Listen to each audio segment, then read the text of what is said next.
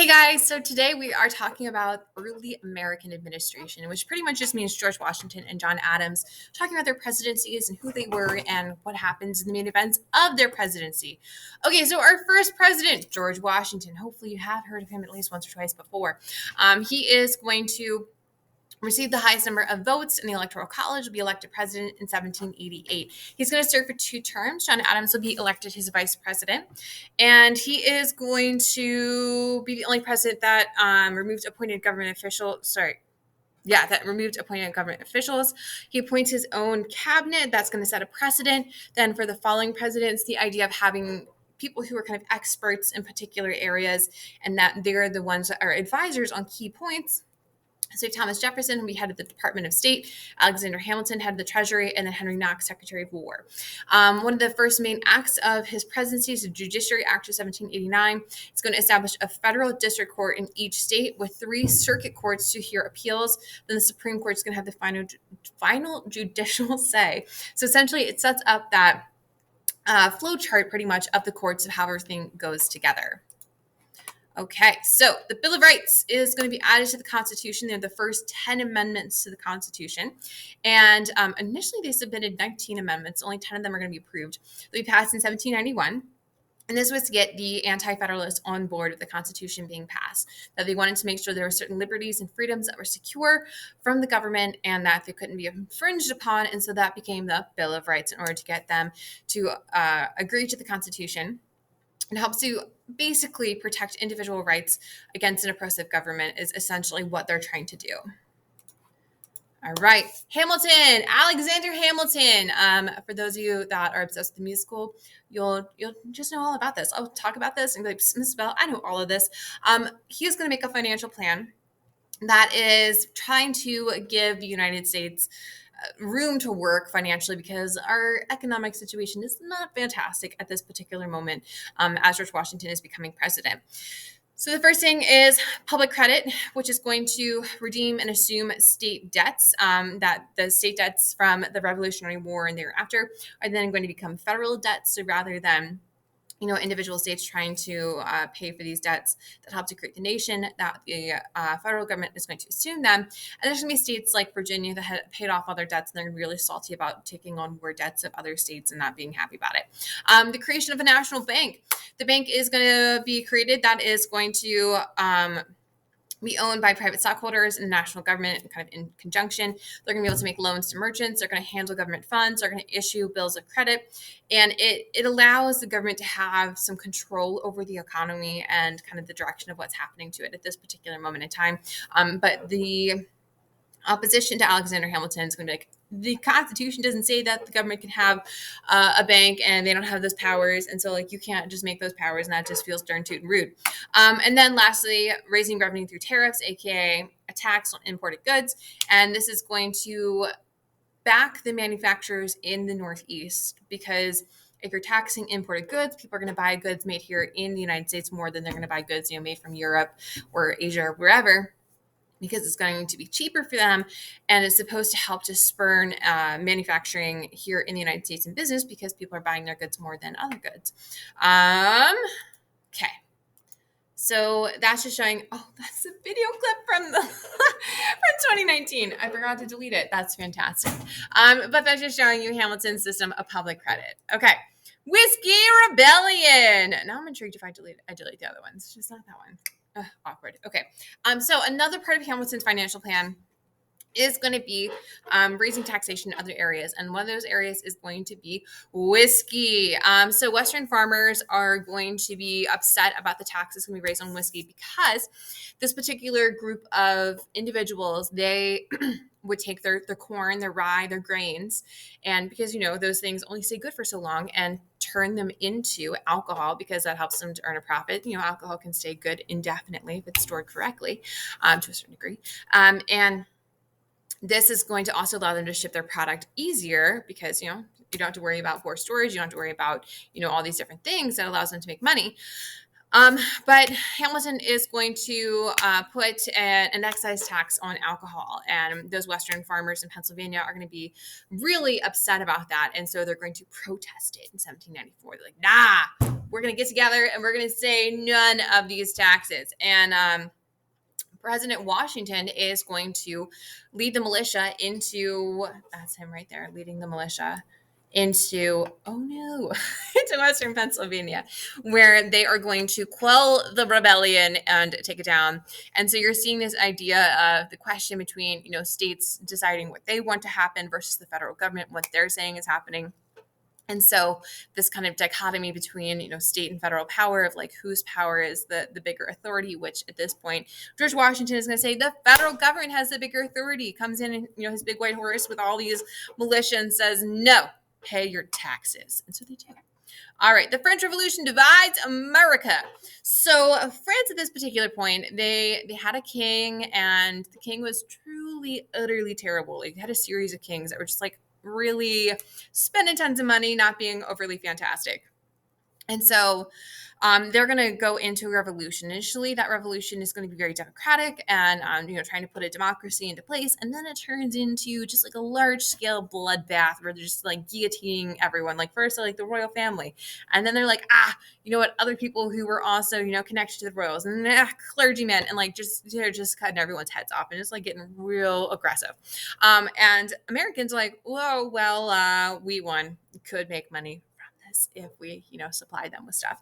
But also there's this question of like, the ideologies of the revolution. Like we had our own revolution here. We love revolutions. We love democracy. We want to support those things. And what is that going to look like, and trying to help them out? And so there's been questions over whether or not we should be supporting them, whether or not their like ideology is, truly sound, and whether we believe in it. And then they're going to take a turn where they're going to be going into Jacobean ideas instead of not being Christian. And then like people are harkening back to the fact that we told France during the American Revolution we would help them out whenever they needed. And they're like, you should go help them out. And we're going to not, is the choice that George Washington's going to make. He's like, France is like devolving into chaos. That's their move, to be in chaos, but we're not going to be a part of it. All right, Jay's Treaty. So John Jay is going to be in Washington's cabinet, and he's going to have disagreements, or there's going to be disagreements between the British and the Americans over shipments to France, leading into Jay's Treaty. And Jay's Treaty is going to, sorry, I didn't know that would do that. I'm doing screencast for this time, and I'm getting used to it. Sorry, just bear with me. They're going to accept Britain's right to stop neutral ships. So Britain can at any time be like, hey, you're from America, let me see what's on board and make sure you're actually being neutral, because at this time, Britain and France are kind of having a standoff. They're not real in love with each other, as most of history. They aren't generally in love with each other. Americans could make claim to the British for illegal seizures and require the British to remove their troops and Indian agents from the Northwest Territory. And this is a very decidedly pro-British treaty. And this is going to be laying the groundwork later when we get into the War of 1812 and the embargo of 1807 and the oppressment that's going to happen. Just know as we're having increasing issues with Britain that we've like laid this groundwork. It's like, hey, Britain, we told you to like, you're allowed to stop our ships as long as like you don't steal our stuff, as long as you get your troops out of this territory. And they didn't follow any of the treaty. And they're like, well, that's kind of rude. We're an independent nation. You're supposed to be listening to the things that we have made into a diplomatic treaty with you. Okay. Washington's farewell address. When Washington is leaving office, he is going to make a farewell address where in there he's going to talk about, the things that he feel like went well in his presidency and things that he hopes for the future of the nation. And that's the main important part that we're really focusing on, are the things that he wants for the emerging nation. And those things are to not get involved in European affairs, because Europe is messy and we're brand new, and to just not get involved with it. And two, political parties will divide us, and to not do it. And literally the second he leaves office, we do both of those things very quickly. Okay, which is then going to lead us into the XYZ affair. John Adams will be elected as president. And he is a highly intelligent individual, but very, very divisive. People aren't always in love with him in history and have very intense opinions about him. So like I said, this escalating issue we have with Britain and France and the stopping of our ships. We are going to, because France is also stopping our ships and they're seizing, the ships are seizing the goods on the ships. Sometimes they're literally seizing American citizens to fight for them. And we're like, hey, France, could you please stop? And so we're going to send diplomats over to France into negotiations. And during those negotiations, their diplomats, X, Y, and Z is what we call them, are going to ask for bribes. They're like, hey, listen, if you give us, some money and give our government some loans, then we'll make sure that we stop stealing your stuff. And we're like, whoa, that is offensive, sirs. We're going to head back to the United States, which that must have been a really long, journey. We're offended. Let's travel back for 6 weeks to try to get back to our country, so then we can tell everyone how offended we are. But they're going to get back, and we're going to be preparing for quasi-war because we're that offended that France is asking for bribes and government loans instead of just making a treaty and listening to the things we want. Because gosh darn it, we're an independent nation. You should respect us. And so the United States is going to prepare for quasi-war. We're going to make a navy. We're going to start putting stuff together. We're going to start being ooh, we actually need an army and trying to make these things happen so that if we need to fight France, we're getting ready. So that's called a quasi-war because it's not really a war. We're just kind of preparing. Okay. So another response we're going to have to the XYZ affair is the Naturalization and Alien and Sedition Acts. John Adams was not a man that took to criticism very well. And the Federalists are controlling Congress, and we're preparing for war possibly with France. And John Adams wants to ensure that, we're silencing the Democratic Republican Party and that everyone's on board with the things he wants. And so he is going to propose, and these will get passed, the Naturalization, Alien, and Sedition Acts. So it's going to increase the residency requirements for immigrants to become citizens of the United States. It's going to allow the president to imprison or deport aliens, immigrants, who are dangerous to the peace and safety. That's literally all it says, dangerous to the peace and safety. That can be interpreted in any way that you so desire. And it restricts the freedom of speech. And so there's going to be large questions over this, of whether or not this is constitutional. And you're just essentially, John Adams is just trying to silence the voice of the Democratic Republican Party members so that there's no one to criticize him and the actions he is taking regarding France. And then Thomas Jefferson steps in. And Virginia and Kentucky are going to pass their own resolutions, and they're going to be essentially political statements is what they're doing. They are going to, in these resolutions, they're going to be legislative acts that declare the Alien Sedition Acts unconstitutional.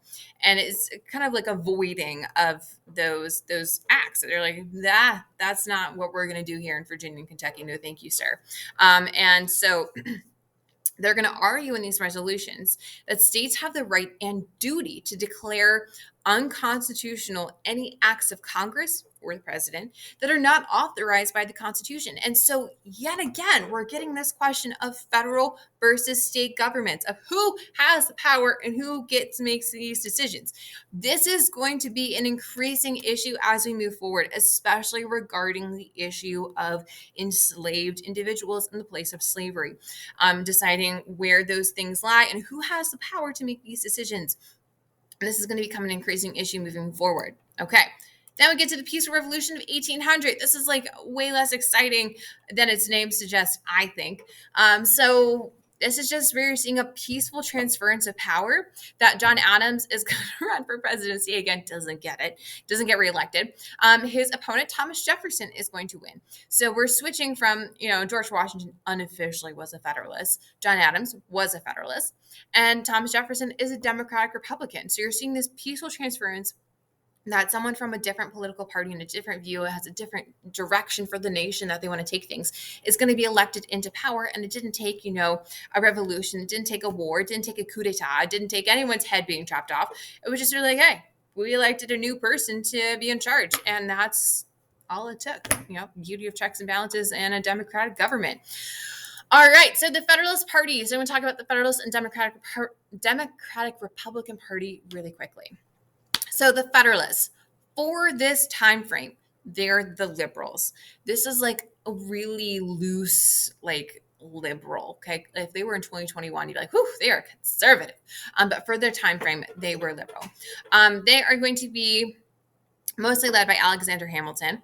It's going to be merchants. It's going to be wealthy people. It's going to be creditors. They want a loose interpretation of the Constitution. That means that, like, the Constitution is this framework that we're going to work off of, but it's not, black and white, right? It's kind of some implied powers and some interpretation that they view it as a living, breathing document that as times change, our interpretation of the Constitution might adapt and change as well. This is also going to be mostly well-educated property owners, mostly in New England and along the coast, because that's where your merchants are, and people who are involved in finance and well-educated individuals. They're going to advocate for a strong central government. They're much more pessimistic about human nature, and they're going to believe that the government is there to counteract people's passionate beliefs that kind of helps to provide a balance to that. They are going to want stronger ties to Great Britain, and they are going to favor higher tariffs or higher taxes because that is going to be supporting those manufacturers in New England. Okay. Then our Democratic Republicans, the opposite. They're going to be conservatives for the time frame, and they are going to be Southern tobacco and rice planters. They're going to be Western farmers. It's going to be some immigrants that are going to be part of the party. They are going to favor states' rights over stronger national government. So they believe that state and local governments are more beholden to the voters and are more adept in meeting the needs of a particular set of voters because they're more local. They are going to want a strict interpretation of the Constitution. They believe that, it's not a living, breathing document, that it is what it is. We interpret the literal words, and that's exactly it. They are going to be a lot of ill-educated and illiterate individuals that are part of the party. They are mostly in the interior regions of the United States at this particular point in time. And they are not going to support high tariffs, and they're going to support the French Revolution. They want stronger ties to France. In case you're curious about kind of the development, so Democratic Republicans and the Federalists. So we have, the Federalists on the left, Democratic Republicans on the right. And the War of 1812 is going to kill off the Federalist Party, and the Democratic Republicans are going to stick around in the way that they are, and then they're going to splinter after Andrew Jackson. That you're going to get the Whigs and the Democrats, and then the Whigs are going to become the Republicans. Again, Republicans at this particular moment in time in the 1800s are still the liberals, they're still in the left, and then your Democrats at this particular moment are going to be the conservatives, and those two parties are going to continue on. Different third parties will come around, and then in the 1920s into the 1930s with Franklin Delano Roosevelt mostly, you're going to see the shift of the Republican and Democratic Party to being liberals and conservatives as we know them today. Okay, well, I hope you enjoyed this beautiful lecture. Please do not hesitate to see me if you have questions or if you need help or if there's anything you need at all. Otherwise, I hope you enjoyed.